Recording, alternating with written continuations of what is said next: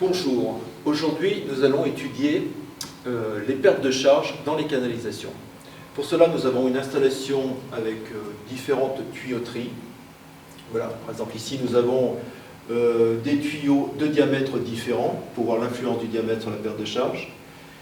Ici nous avons deux tuyaux de même diamètre, mais celui-ci est lisse, celui-ci est rugueux, donc on peut voir l'influence de la rugosité sur la perte de charge. Ici, nous avons une tuyauterie transparente pour visualiser les régimes d'écoulement. Ici, nous avons un élargissement et un rétrécissement. Ici, nous avons différents types de coudes qui se distinguent par l'angle, des angles à 135 degrés ici et des angles à 90 degrés ici. Donc, pour voir l'influence de l'angle sur les pertes de charge. Enfin, sur cette tuyauterie, nous avons deux types de vannes, vannes quart de tour, des vannes à membrane. Ici, nous avons un appareil qui est un débitmètre massique extrêmement précis qui va nous permettre d'étalonner les deux rotamètres qui sont moins précis, de manière à obtenir la courbe d'étalonnage des deux rotamètres. Nous avons ici un diaphragme qui sera étudié par ailleurs dans le TP débimétrie. Décrivons le chemin du fluide à présent. Donc, on voit que l'eau part de ce bac où il y a une certaine quantité. Ensuite, elle est aspirée par la pompe. Nous avons là une vanne 3 voies pour choisir le débitmètre d'étude, petit débitmètre ou grand rotamètre. Nous avons ensuite la vanne de réglage du débit. Suite à cette vanne de réglage du débit, nous attaquons sur un des circuits voulus. Si je choisis par exemple le premier circuit, qui me permettra de faire l'étalonnage des rotamètres, donc l'eau passe par ce circuit. Elle passe par le débitmètre Coriolis. Elle arrive jusqu'à cette vanne 3 voies. Elle monte ensuite.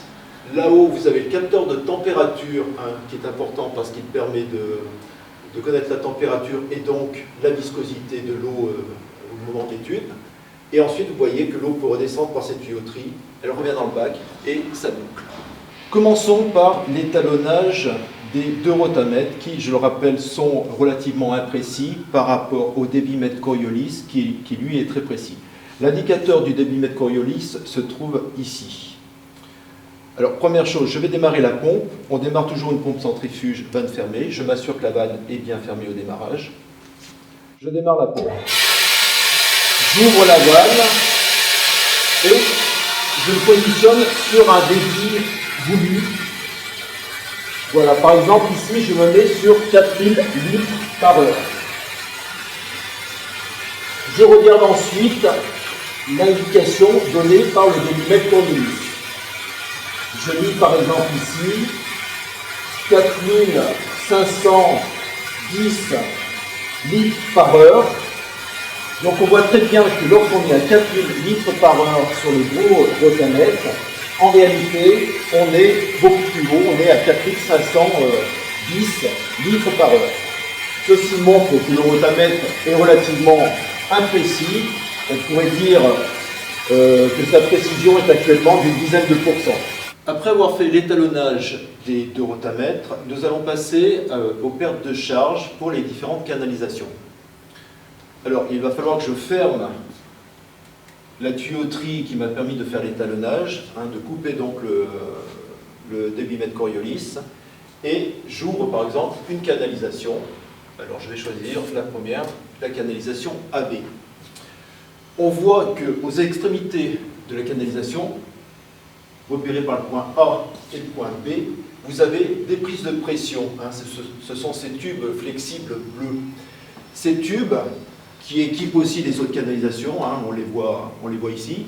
Tous ces tubes arrivent en fait sur le tableau et on aura une lecture du niveau d'eau sur ces tubes qui vont permettre la détermination des pertes de charge. Donc le circuit AB est ouvert, il n'y a que ce circuit-là qui est ouvert. Je vais maintenant lancer la manipulation en me fixant un débit donné. Faisons la mesure à présent pour différents débits. Donc le circuit AB est ouvert, je vais lancer la pompe Je vérifie toujours que la vanne au refoulement de la pompe est bien fermée. Je lance la pompe et j'affiche un certain débit. Mettons par exemple un débit de 4000 litres par heure. Voilà, le débit est réglé. Pour avoir la perte de charge correspondant à ce circuit AB, il nous faut prendre les deux niveaux d'eau correspondant aux points A et B. Voilà. En faisant la différence, cette différence correspond directement à la perte de charge subie par l'eau dans cette canalisation AB. Pour, bien entendu, la valeur de débit qui est affichée sur le rotateur. Alors, si nous voulons maintenant étudier un autre circuit, il va falloir que je ferme le circuit AB précédemment étudié et j'ouvre par exemple le circuit CD.